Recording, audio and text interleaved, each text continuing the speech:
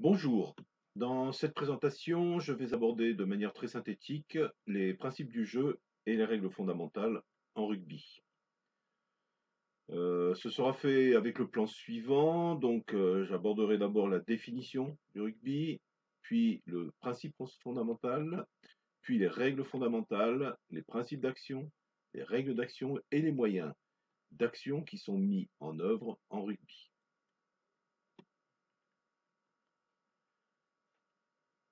La définition du rugby peut être faite de cette manière. Il s'agit d'un sport collectif de combat.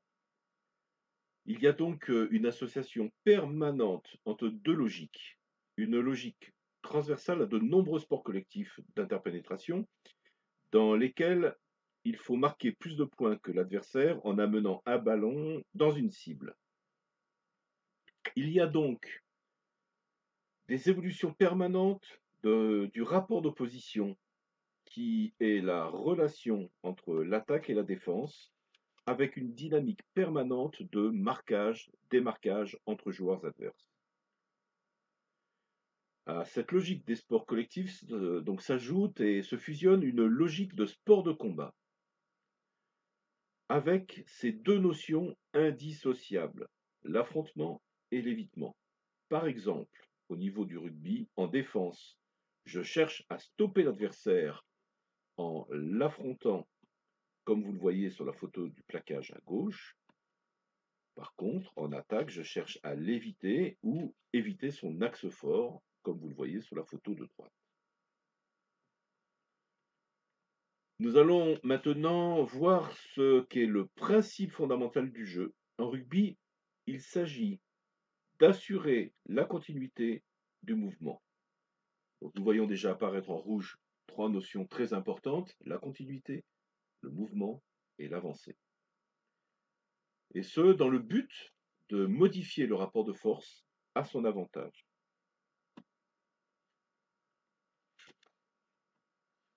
Par définition, ce principe fondamental est toujours vrai, quel que soit le niveau, du débutant au haut niveau,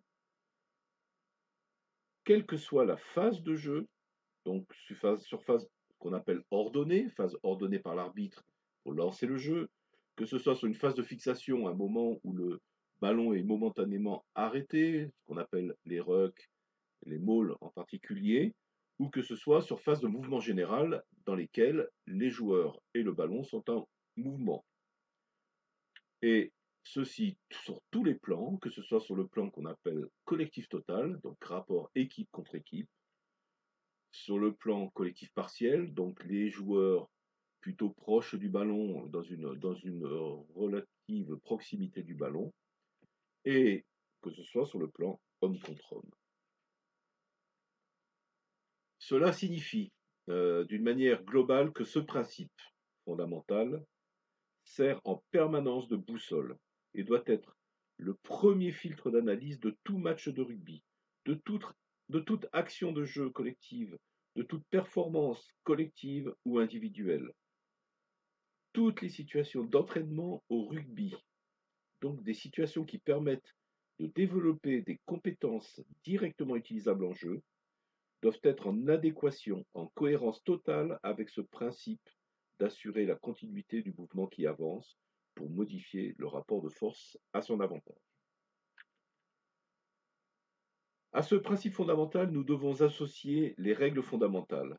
Cette relation est indissociable. Elle fonde l'essence du jeu et son esprit.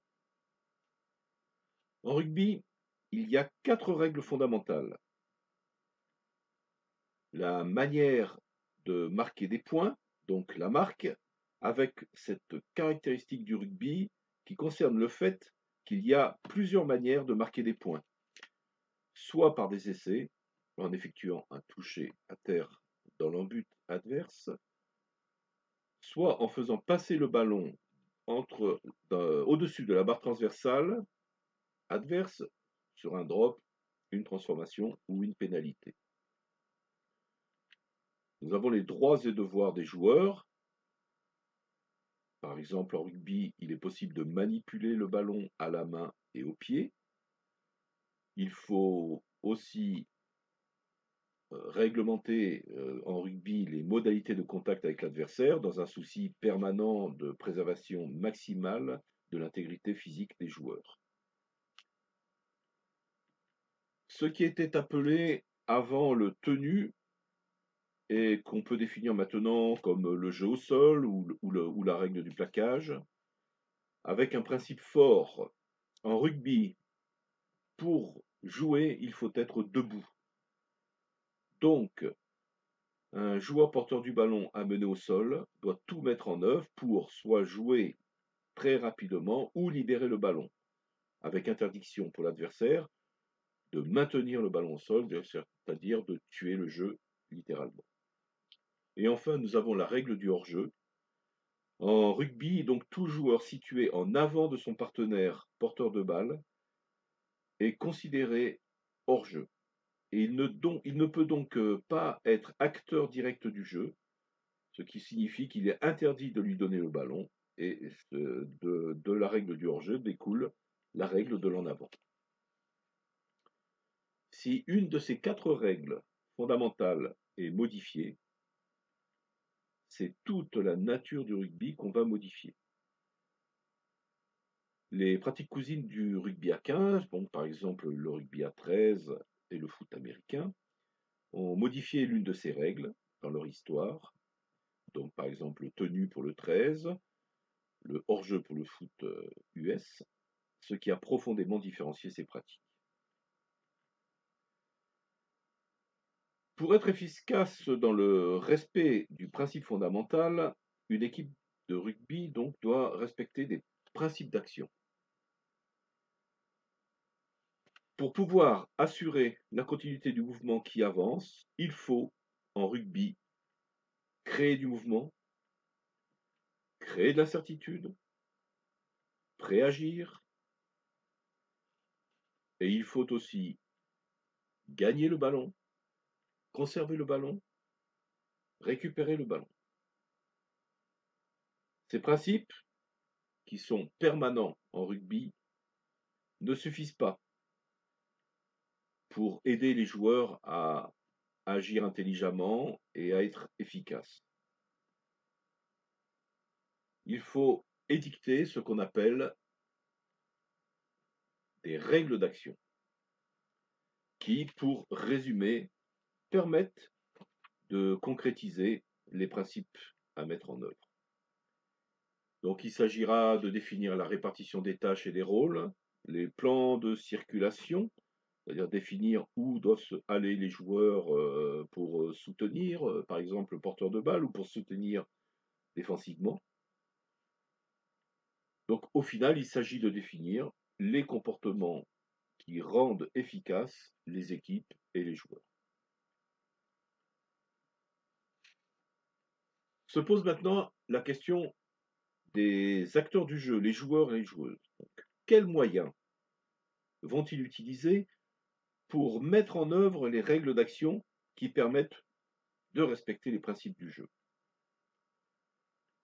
Ils devront mobiliser leurs ressources, les ressources que l'entraînement aura contribué à développer de manière harmonieuse. Il faut avoir une vision systémique des ressources qui sont en totale interaction les unes avec les autres.